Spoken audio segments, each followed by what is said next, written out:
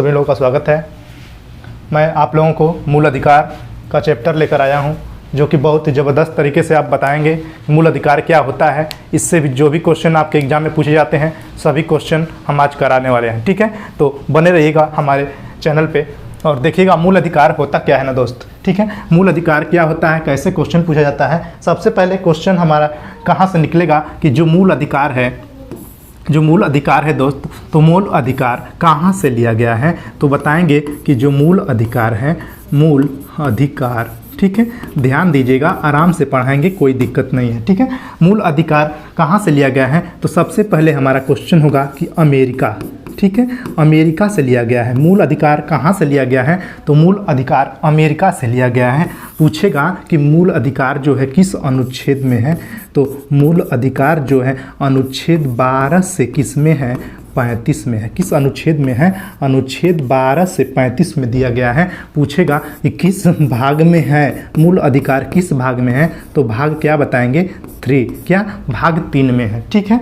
कहाँ से लिया गया है, अमेरिका से लिया गया है। किस अनुच्छेद में है, अनुच्छेद 12 से 35 में है। किस भाग में है, तो भाग 3 में है, ठीक है। इतने बातें आपको स्पष्ट हो गई, ठीक है। आगे बढ़ते हैं। पूछेगा कि जो मूल अधिकार है इनमें संशोधन कौन करता है, मूल अधिकार, ठीक है, क्या है, जो मूल हमारा अधिकार है इसमें संशोधन कौन करता है, तो संसद करती है। कौन करता है दोस्त, संसद, ठीक है। संसद के द्वारा होता है क्या, मूल अधिकार में संशोधन। पूछेगा कि किस अनुच्छेद के तहत संसद करती है, तो अनुच्छेद 35 के तहत करती है। किस अनुच्छेद के तहत, अनुच्छेद 35 के तहत किया जाता है, ठीक है। और इसके बाद हम आपको आगे लेकर चलते हैं। पूछेगा कि संविधान सभा की सबसे बड़ी समिति, ठीक है, सबसे बड़ी समिति, क्या, सबसे बड़ी समिति क्या है। संविधान सभा की सबसे बड़ी अगर समिति है तो क्या है, मूल अधिकार समिति। कैसी समिति है, मूल अधिकार, ठीक है, क्या होगा, मूल अधिकार समिति। संविधान सभा की सबसे बड़ी अगर कोई समिति है तो मूल अधिकार समिति है। और इस समिति के जो अध्यक्ष हैं कौन है, तो क्या बताएंगे, अध्यक्ष कौन है, तो वल्लभ भाई पटेल। कौन है, वल्लभ भाई, क्या, वल्लभ भाई पटेल, ठीक है। राइटिंग पे मत जाइएगा, ठीक है। इसके बाद हम आपको बता देते हैं कि जो संविधान सभा है इसकी समिति है, इसके जो अध्यक्ष बताए हैं कौन, वल्लभ भाई पटेल हैं। और संविधान सभा की सबसे बड़ी जो समिति है मूल अधिकार समिति है। मूल अधिकार अमेरिका से लिया गया है, अनुच्छेद 12 से 35 में है, भाग 3 में है। मूल अधिकार में संशोधन करता है, संसद करती है, अनुच्छेद 35 के तहत करती है। और दुनिया में अगर संविधान लागू किया गया था तो अमेरिका में लागू किया गया था, ठीक है, सबसे पहले। इसके बाद आपको हम लेकर चलते हैं कि मूल अधिकार है ना, इसकी मांग को, जो मूल अधिकार की मांग की गई थी, कब की गई थी, तो 1921 ईस्वी में की गई थी। किसने किया था ना, तो महात्मा गांधी ने किया था। किसने, महात्मा गांधी ने मूल अधिकार की मांग की थी। और आपको बता देते हैं कब की थी, 1921 ईस्वी में किया था। 1922 है दोस्त, क्या, 1922 में किया था, ठीक है, सॉरी, 1922 में किया था। और इसी मूल अधिकार की मांग को भारतीय राष्ट्रीय कांग्रेस अधिवेशन में किया गया। कब किया गया था, भारतीय राष्ट्रीय, क्या, भारतीय राष्ट्रीय कांग्रेस, ठीक है, क्या, भारतीय राष्ट्रीय कांग्रेस अधिवेशन में मांग किया गया था। किसका, मूल अधिकार का, ठीक है, 1931 ईस्वी में। कब, 1931 में किया गया था, ठीक है। और आपको बता देते हैं कि इसी अधिवेशन में जो महात्मा गांधी जी हैं ये बोले थे, इनका एक शब्द निकला था। इसी अधिवेशन में गांधी जी ने कहा था कि गांधी मर सकते हैं लेकिन गांधीवाद जिंदा रहेगा। क्या, गांधी मर सकते हैं, गांधी मर सकते हैं लेकिन क्या है, गांधीवाद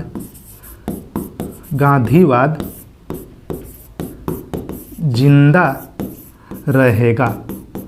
ये कथन किसका है, तो हम बताएंगे महात्मा गांधी। ये यूपी पीसीएस 2016 में आया हुआ सवाल है, ठीक है, पूछा गया क्वेश्चन है कि गांधी मर सकते हैं, गांधीवाद जिंदा रहेगा, यह कथन किसका है, तो हम बताएंगे महात्मा गांधी जी का है, ठीक है। इसके बाद दोस्त हम आपको लेकर चलते हैं, कुछ अधिकार बता देते हैं, जो मूल जो अधिकार है उस अधिकार के बारे में चर्चा करेंगे। सबसे पहले जो अधिकार है ना, देखिए हम कुछ यहाँ से आपको मिटा देते हैं, ठीक है।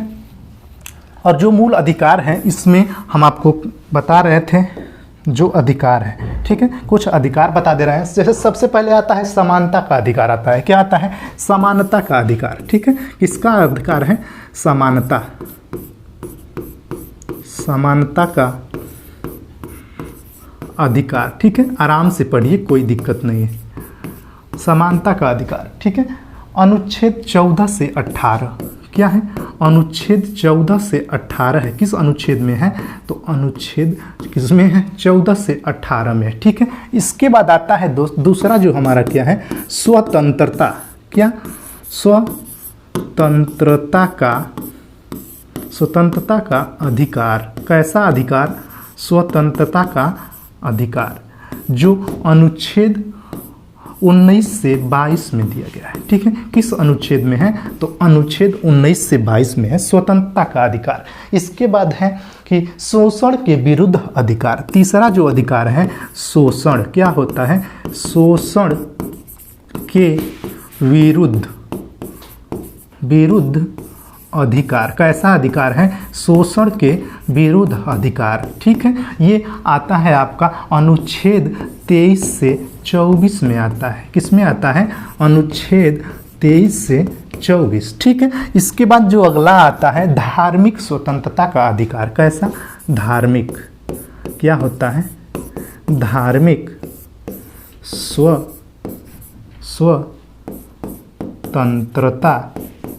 स्वतंत्रता का अधिकार।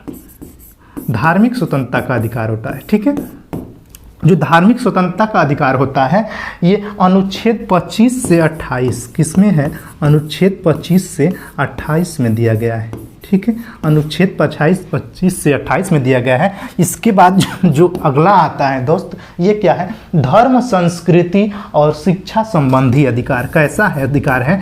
धर्म, संस्कृति, क्या होता है? संस्कृति, धर्म, संस्कृति, शिक्षा संबंधी अधिकार। शिक्षा संबंधित अधिकार, ठीक है। अधिकार, ठीक है। कौन सा अधिकार है? धर्म, संस्कृति, शिक्षा संबंधित अधिकार जो है अनुच्छेद 29 और 30 में दिया गया है। किसमें है? अनुच्छेद 30 में दिया गया है, 29 और 30 में दिया गया है, ठीक है। इसके बाद हम आपको आगे लेकर चलेंगे। सबसे पहले बात कर लेते हैं अनुच्छेद नंबर 32 के बारे में, ठीक है। इसके बाद हम तब अनुच्छेद आपको 31 बताएंगे, ठीक है। पहले अनुच्छेद 32 देखते हैं, इसके बाद अनुच्छेद 31 आएगा, लेकिन हम पहले क्या देखेंगे? अनुच्छेद 32। अनुच्छेद 32 क्या है? अनुच्छेद 32 क्या कहता है? देखिएगा, अनुच्छेद नंबर क्या है? 32। अनुच्छेद 32 में बताया गया ना, ये संवैधानिक उपचारों का अधिकार है। कैसा अधिकार है?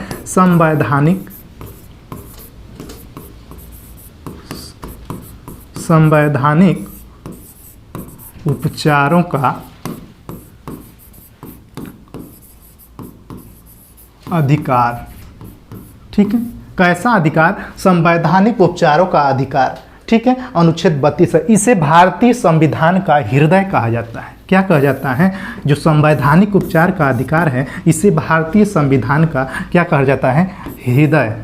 क्या कहा जाता है दोस्त? तो हृदय कहा जाता है। हृदय क्या कहा जाता है? हृदय कहा जाता है, आत्मा कहा जाता है। क्या कहा जाता है? आत्मा भी कहा जाता है, ठीक है। जो अनुच्छेद 32 है ये संवैधानिक उपचारों का अधिकार है, ठीक है। इसे क्या कहा जाता है? हृदय कहा जाता है तथा आत्मा कहा जाता है, ठीक है, संविधान का। तो किसने कहा था? ये हृदय किसने कहा था? आत्मा किसने कहा था? तो हम बताएंगे भीमराव अंबेडकर। किसने कहा था? तो हम लिखेंगे क्या? भीमराव अंबेडकर, ठीक है। भीमराव अंबेडकर ने कहा था। पूछेगा क्वेश्चन आपसे एग्जाम में कि जो संवैधानिक का उपचार है इसे भारतीय संविधान का हृदय कहा जाता है, आत्मा कहा जाता है, किसने कहा था? तो हम क्या कहेंगे? भीमराव अंबेडकर ने कहा था, ठीक है। और पूछेगा कि भीमराव जो अंबेडकर हैं इन्हें संविधान सभा में कहाँ से चुना गया था? संविधान क्या जो संविधान सभा में इन्हें कहाँ से चुना गया, तो सबसे पहले हम बता देते हैं कि जो इन्हें संविधान सभा में चुना गया था तो मुंबई प्रेसिडेंसी से चुना गया था। कहाँ से चुना गया था? मुंबई प्रेसिडेंसी। कहाँ से? मुंबई प्रेसिडेंसी से चुना गया। फिर बाद में कहाँ से चुना गया था? तो पश्चिम बंगाल से चुना गया इन्हें। बाद में कहाँ से चुना गया था? पश्चिम बंगाल से चुना गया था। और इनकी मृत्यु कब हुई थी? तो 1956 में इनकी क्या हो गई थी? मृत्यु हो गई थी 1956 में, भीमराव अंबेडकर की। ठीक है, इसके बाद हम चर्चा करेंगे, आगे आपको लेकर चलेंगे अनुच्छेद नंबर क्या? अनुच्छेद नंबर 31। ठीक है, अनुच्छेद नंबर 31 बहुत ही इम्पोर्टेंट है। क्या? अनुच्छेद नंबर 31 बहुत ही इम्पोर्टेंट है। क्या? अनुच्छेद नंबर क्या है? 32। अनुच्छेद नंबर 31। ठीक है, क्या है? अनुच्छेद नंबर 31 जो है संपत्ति का अधिकार है। कैसा अधिकार है? संपत्ति, संपत्ति का अधिकार। कैसा अधिकार? संपत्ति का अधिकार, अनुच्छेद नंबर 31। ठीक है, क्वेश्चन कैसे निकलेगा? संपत्ति का अधिकार से कैसे क्वेश्चन पूछा जाता है कि संपत्ति का अधिकार जो है किस अनुच्छेद में है? अनुच्छेद नंबर 31 का क लिखिएगा। क्या? क। तथा अनुच्छेद 19 का च लिखिएगा। क्या लिखिएगा? 19 का च में भी है, संपत्ति का ये अधिकार है। ठीक है, और संपत्ति का अधिकार जो है ये 1978 में 44वां संविधान संशोधन करके, ठीक है, 1900 जो संपत्ति का अधिकार है इसके बारे में बता रहे हैं कि 1978 में 44वां संविधान संशोधन। कौन सा? 1978 में 44वां संविधान संशोधन करके इसे हटा दिया गया था। ठीक है, संपत्ति के अधिकार को 44वां संविधान संशोधन करके 1978 में हटा दिया गया था और इसे अनुच्छेद 300 का क में रखा गया है। किस में रखा गया है? अनुच्छेद 300 के क में रखा गया है और ये एक क्या है? कानूनी अधिकार है। ठीक है, ये क्वेश्चन आपके एग्जाम में पूछा जा सकता है कि संपत्ति के अधिकार को कब हटा दिया गया और किस अनुच्छेद में रखा गया, तो आपको याद रखना है। ठीक है, और पूछेगा कि जब हटा दिया गया उस समय भारत के प्रधानमंत्री कौन थे, तो क्या बताएंगे? जो भारत के प्रधानमंत्री थे वो मोरारजी देसाई थे। कौन थे? संपत्ति के अधिकार को जब हटा करके अनुच्छेद 300 क में रखा गया उस समय भारत के प्रधानमंत्री मोरारजी देसाई। क्या? मोरारजी देसाई। ठीक है, मोरारजी देसाई थे। और अगर राष्ट्रपति की बात की जाती है, राष्ट्रपति कौन थे? राष्ट्रपति यहाँ लिख देते हैं। क्या? राष्ट्रपति। राष्ट्रपति की बात की जाए तो नीलम संजीव रेड्डी। कौन थी? नीलम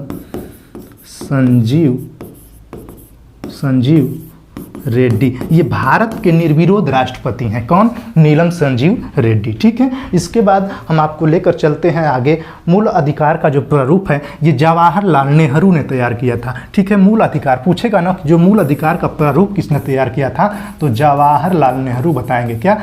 जवाहरलाल नेहरू। ये भारत के पहले प्रधानमंत्री कौन है? पंडित जवाहरलाल नेहरू ने तैयार किया था। और इसके बाद हम आपको लेकर आगे चलते हैं, नौकरियों में आरक्षण क्या है। इसके बाद जो अगला टॉपिक होगी हमारी, कहाँ लेकर चलेंगे? नौकरियों में आरक्षण। ठीक है, चलिए देखते हैं क्या है दोस्त।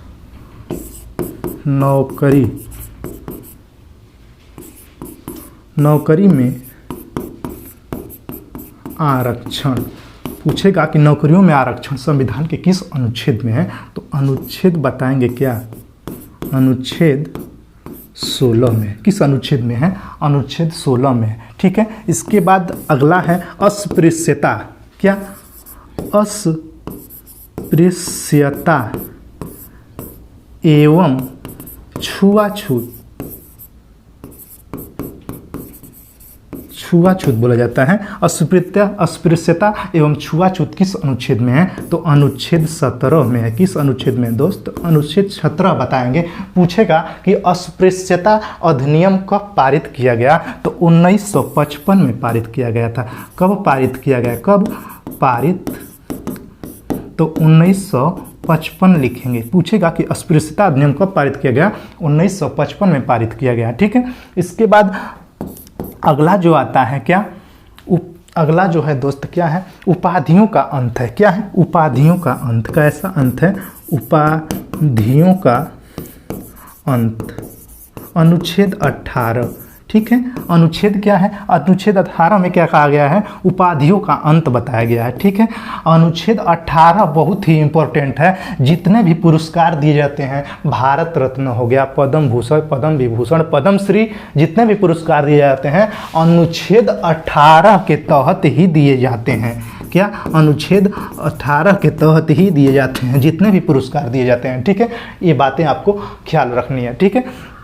इसके बाद हम आपको बता दें कि जो अनुच्छेद 18 है, जो पुरस्कार दिए जाते हैं, इन पुरस्कारों को 1977 में बंद कर दिया गया था, ठीक है। ये जो जितने भी पुरस्कार दिए जाते हैं ना, ये पुरस्कार को 1977 में बंद कर दिया गया था। उस समय भारतीय जनता पार्टी की सरकार थी। किसकी सरकार थी? भारतीय जनता पार्टी की सरकार थी। 1977 में बंद कर दिया था। फिर पुनः 1980 में इसी पुरस्कार को चालू किया गया। कब चालू किया गया था? पुनः 1980 में चालू किया गया, जब इंदिरा गांधी के कार्यकाल में इन्हें पुनः चालू कर दिया गया, ठीक है, इन पुरस्कारों को। इसके बाद हम लेकर चलते हैं अनुच्छेद नंबर 19।